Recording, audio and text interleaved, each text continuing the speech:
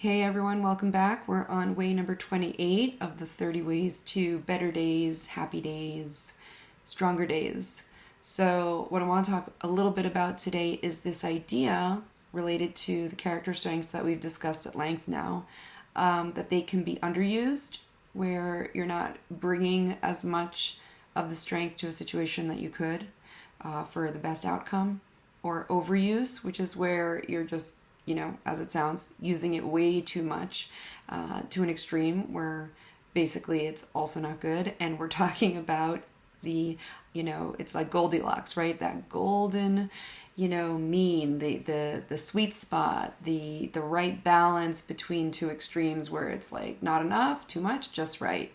So when you hear this idea that you can underuse, for example, a character strength. So an easy one, for example, would be, all right, with kindness, right? What would be an underuse of kindness? Like you have that strength, right? We've talked about how everybody has these different muscles. And the question is, are we using them? Are we using them at all? Are we using them too much? Are you going to strain something if you're using it so much? So, an underuse of kindness would obviously be lacking kindness. Where you're just not very nice to someone, or just not behaving in a way or using that strength at all, where you're mean. Okay, I mean, thinking about it just with kids on the playground, for example, that, little typical image of bullying on the playground. So if you're not being very nice, you're obviously not using your muscle of kindness necessarily. And then overuse of kindness would be almost just like too much. Like you're not respecting someone else's space. You're not respecting someone else's autonomy or what they know is true for them, where you feel like you're being really, super kind and coming from a good place, but are you even like recognizing the other human being there? It's almost like a selfishness of it, right? And so that it becomes a negative where it's like you're too nice, right? How many times have you perhaps heard that phrase where people are like, oh, you're too nice, like you're going from a place of where it really, there could be a little less kindness depending on the situation. Is it balanced? Is it proportionate? With any of these, and then the optimal or ideal or the just right would be where there's, I would think, a self-respect, a boundary, a respect for the individual and for the other, where there's kindness but it's not imposing and it's not denying. Okay, so with any of the character strengths that we've talked about, you can think of there's a little airplane out there, you can think about in your own life right now, what is going on with you where you feel like you maybe overused one of the character strengths. And if you need a refresher on the character strengths, that's what all the previous episodes are for. But kindness is one of them. Gratitude is one of them. We can think of, all right, so here we are. We got the holidays coming up. So with gratitude, what would, an underuse of the character strength of gratitude look like? Entitlement, Magiali is the Hebrew word, like get it coming for me, I deserve it. Are you grateful for what you have? Are you grateful for what you do have? And when you display a lack of gratitude or a kind of arrogance or entitlement, we can say, okay, so that's a, not using that character strength of gratitude as much. And then too much, what would be an overuse of gratitude? It's a proportionality. It's the sense of like, okay, I held the door open for you. You don't need to like grovel and like bow down. This is an extreme example, okay? But so with gratitude, where you're showing an appreciation for a situation or for a thing or a person, where you recognize, a kindness that was, given or done for you, and you express thankfulness, okay? So most people have a sense when something's out of proportion. Okay, so that might be an example of an overuse. But anytime there's an underuse or an overuse, it's where it's getting into that place of it's become a negative. So instead of the character strength that you're exercising, that you're using, that you're bringing to the situation you're in, being a positive force or a positive a positive strength that you're using, it's kind of veered into that place of like, maybe it's annoying, or maybe it's just not reading the room right, or just clueless, or it's become something negative, okay? So when you look at character strengths you're using right now, first of all, can you identify what that is? Think of a situation that you had today where, whether it's work or personal, where you had a challenge and you overcame that challenge, or you got through that challenge. What character strengths did you use? Did you use bravery? Did you use persistence? Did you use perspective? Did you use teamwork? Did you use your social intelligence? And then think of something where it didn't go as you wanted, or it didn't go as you were hoping it would go, which is the same thing, I guess. Did you overuse or underuse?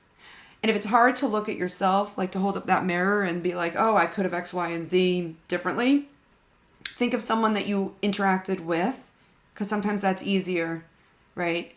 To look at a situation, and it could be a situation in a TV show or in a movie, for an example of an overuse or an underuse of a character strength, okay? So the next time you watch a movie, you can look and be on the lookout for this character strength. So let's take kindness, for example. That's an easy one. Look for when there's an example of someone being kind appropriately. Look for an example of when someone's not using their strength of kindness. And look for an overuse, right? Where someone's kind of crossing that line, crossing that boundary with good intentions, right? But was that an overuse? Okay. So thinking about being aware that you can, if you go back and listen to any of these, if you are overusing, just know it's kind of crossed the line into the negative. And if you're underusing, it's crossed the line into the negative. It's not serving you or anyone else.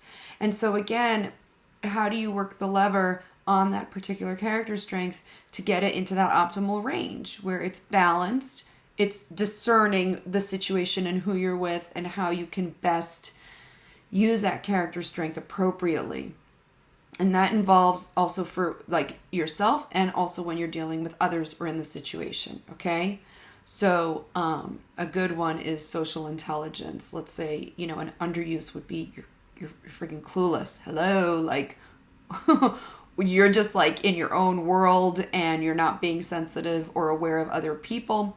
And then, an overuse, right, of social intelligence would be maybe you are overanalyzing a situation, you're reading too much into a situation, you might even be like self-deprecating a little bit, and just because it's also about awareness of yourself in addition to others. And so social intelligence optimally or ideally, or that golden mean is like you got to figure out for yourself what that is for you, obviously.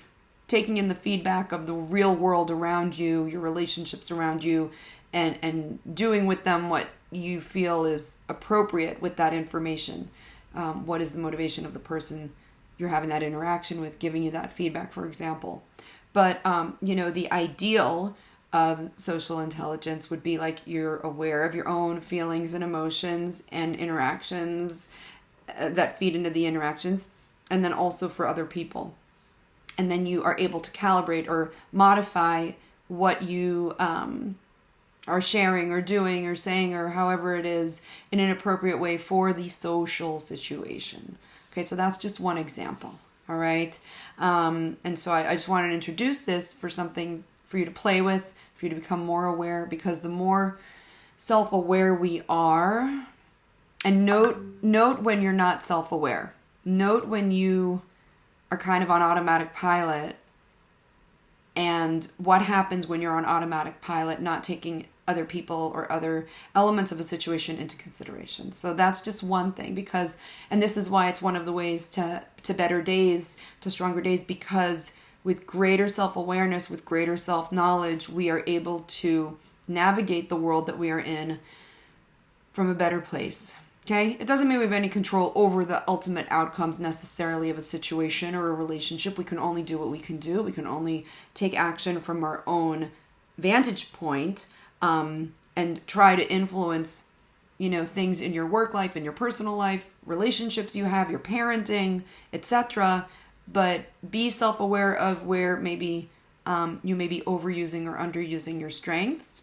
And it's a way of reframing, let's say, your weaknesses or things I get to work on from a more negative or critical lens than to a positive, right? So if there's someone who, for whatever reason, struggles with their social intelligence, and if you know that you are not so high on social intelligence, let's say, for however you know about it, or it's your gut feel or whatever, then, you can take steps to be exercising and using that muscle more.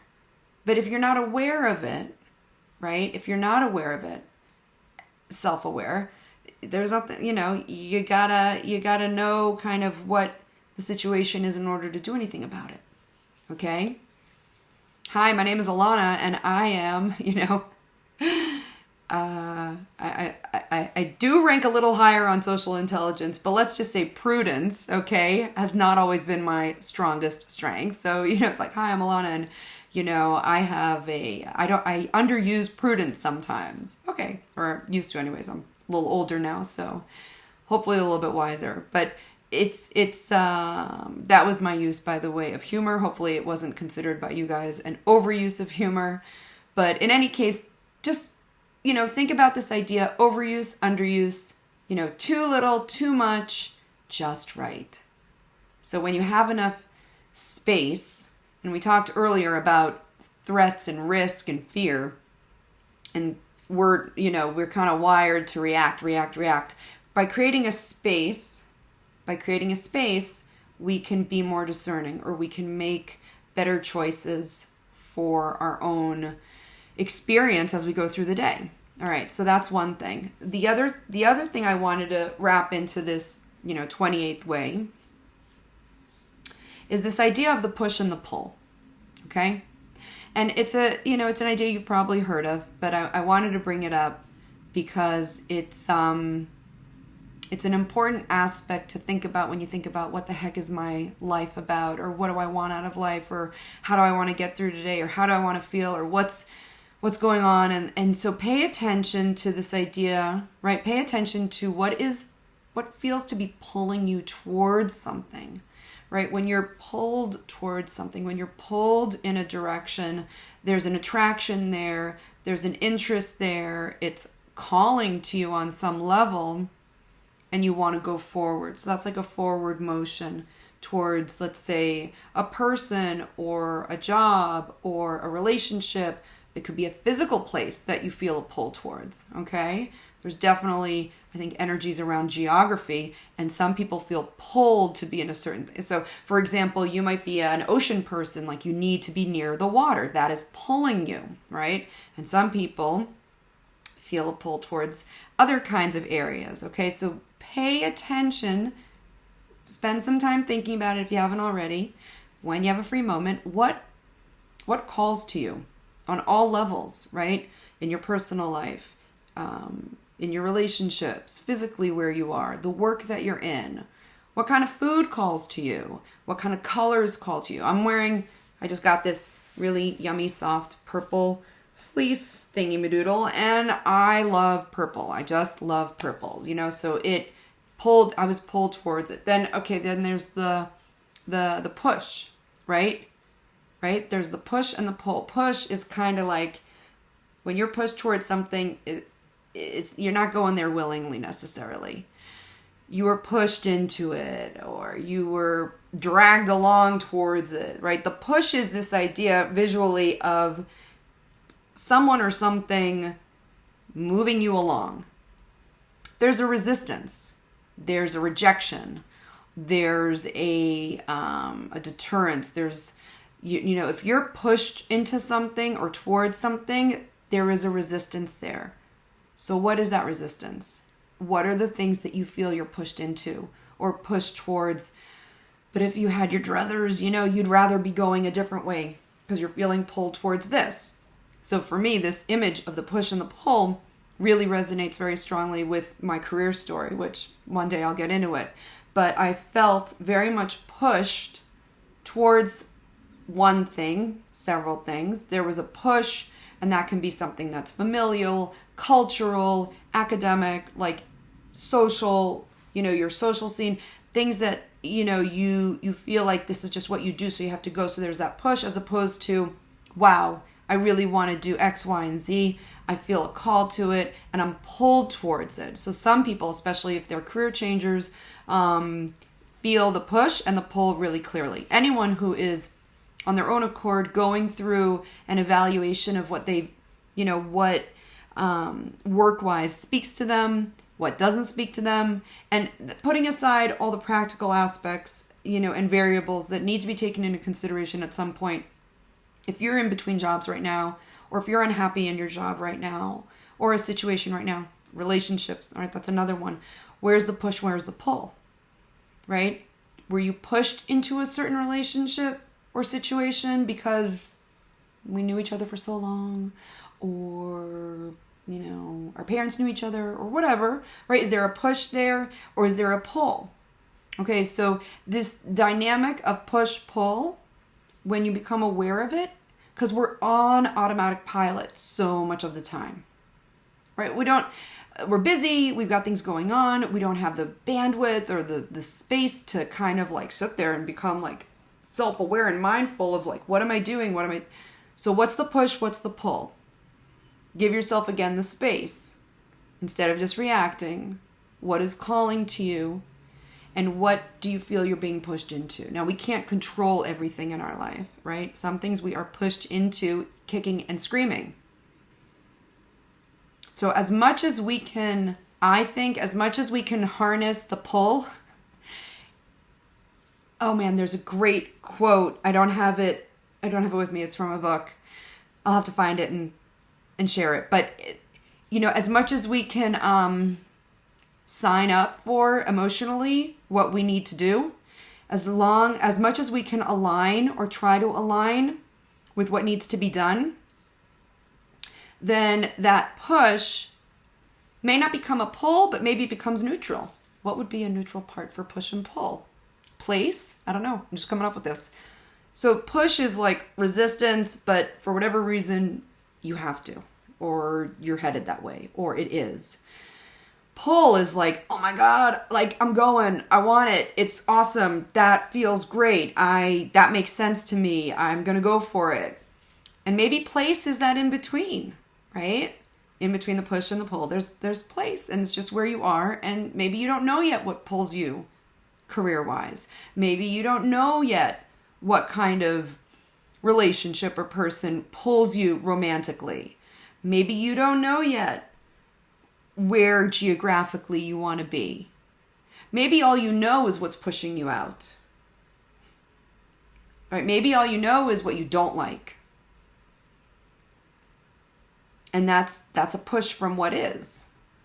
Okay? And that's also important. So you don't need, we don't need to have it all figured out all at once. But the push and the pull can be an interesting tool or lens through which you can look at any area in your life and just ask yourself, like, I'm in this situation. Was I pushed here? Was I pulled here? Was it both? Did it just kind of happen? What can I do to change? Where do I feel pulled? Where do I feel called to? How, as a human being, do I feel called to be? How do I want to maybe change because that isn't serving me and I want to be like this? And then you can bring in, again, you have these resources in your pockets. The character strengths, for example, is just, bring it along. So if you decide you want to be in a different place geographically, and I have done many, many physical moves. Again, I might talk about that down the road. Many, many moves. I'm not going to get sidetracked now, but many moves. So, if you're pulled to a place versus pushed, and I've been in both, and that decision is made that you're moving, okay? The next step would be once you just accept that that's what is, let's say if you're pushed into it, you get to lean on those character strengths. How do I bring those along for the ride? How can I be more brave in the situation? How can I have more perspective about this? How can I use my social intelligence to restart in a new place? Okay, so look at your situation, whatever it is, Understand what the push or pull or both may be in that situation. Understand how maybe overuse or underuse or optimal use, right? Too much, too little, just right of a character strength maybe was part of that push and pull or has been, if you want to mix it all up. And then with whatever decision you're moving forward in or any situation you're in right now, what character strength can I bring in? Always go back to what character strength can I lean on right now to get through what I need to get through, or to do what I need to do, or to be how I want to be. Because those are there in your pocket. Okay, so thanks again, and see you on the next one.